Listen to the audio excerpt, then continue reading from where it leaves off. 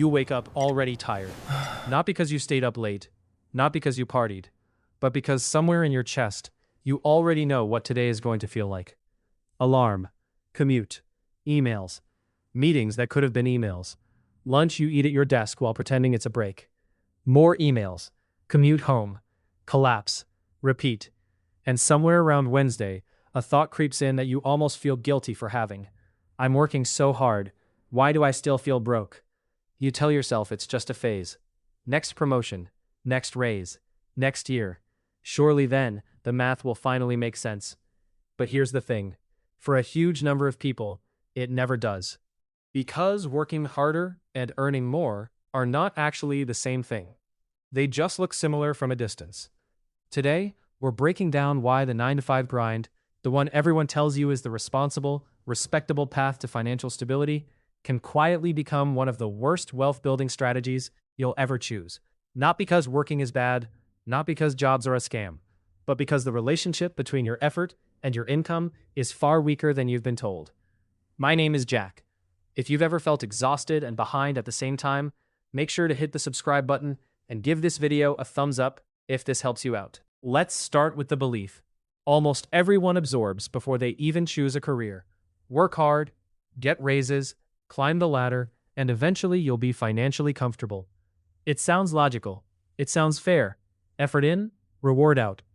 But look closer and the equation starts to fall apart. Because in a traditional job, your income isn't actually tied to your effort. It's tied to your title. Your effort might increase 30%. Your output might increase 50%. But your paycheck increases by whatever percentage HR approved during budget season, which is usually somewhere between barely keeping up with inflation and we really appreciate you. This is the first crack in the 9-to-5 trap. Your income has a ceiling, but your effort does not. Can work 45 hours a week or 65 hours a week. And depending on your role, your paycheck might not move at all. Salaried work, by design, decouples hours from pay, which sounds efficient for the company. It's considerably less efficient for you. Now let's talk numbers, because vibes don't pay rent. Say you earn $65,000 a year. That sounds fine on paper. But break it down. After taxes, that's roughly $50,000 to $52,000, depending on your state. Divide that by 2,080 working hours a year. Standard 40-hour week times 52, and you're earning around $24 to $25 an hour. Except that's not accurate either, because most salaried employees don't actually work 40 hours. Studies on white-collar work regularly show people logging 45, 50, sometimes 55 hours, once you count checking email at night, quick calls, and the mental labor of just thinking about work during dinner. Recalculate at 50 hours a week, and your real hourly rate drops closer to $19 or $20. So here's the trap in plain math.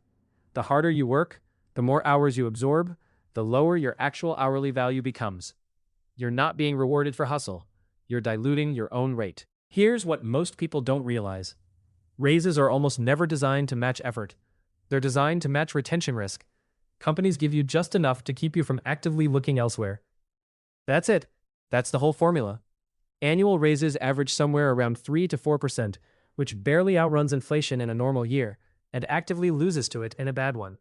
Meanwhile, the same year you got a 3% raise for taking on 2 new responsibilities and covering for a coworker who quit, your rent probably went up 6 to 8%.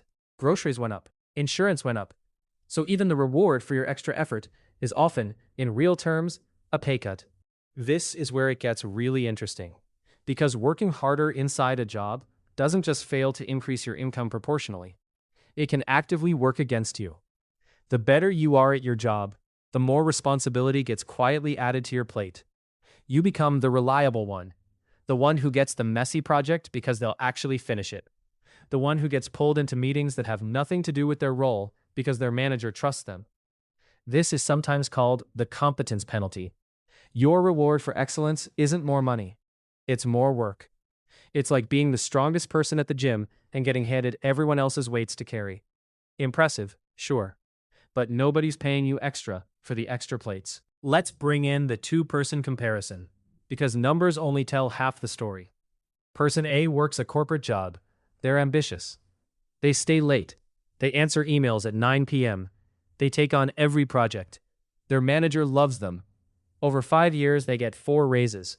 Combined, those raises add up to about 14% more income. In that same 5 years, their actual hours worked increased by roughly 20%. Their stress, immeasurable. Their hourly value, technically lower than when they started. They are exhausted, praised constantly, and financially almost exactly where they were, just with nicer LinkedIn compliments. Person B works the same type of job, same starting salary, but they draw a hard line at 40 hours. They don't chase every extra project.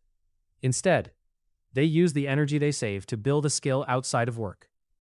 Maybe freelance design, maybe a small online business, maybe deepening an in-demand skill that lets them switch companies for a 20% pay bump instead of waiting for a 3% internal one. 5 years later, Person B has changed jobs twice, each time negotiating a real jump in pay. Because here's a fact almost nobody says out loud. Switching companies is one of the most reliable ways to increase your income, often earning 10 to 20% more per move, compared to the 3 to 4% you're offered for staying loyal and grinding harder.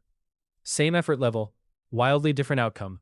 Understood something Person A didn't. Inside a single job, effort has a ceiling. Leverage does not. And that's really the core of the 9-to-5 trap. A job pays you for time, not value created. If you personally generate an extra $200,000 in value for your company this year, you are not getting an extra $200,000. You might get a bonus. You might get a nice performance review. But the majority of that value flows upward, not sideways to you. Because that's literally the business model. The company takes on risk, owns the output, and pays you a fraction of what your labor generates. Because that spread is where their profit lives. Nothing sinister about it.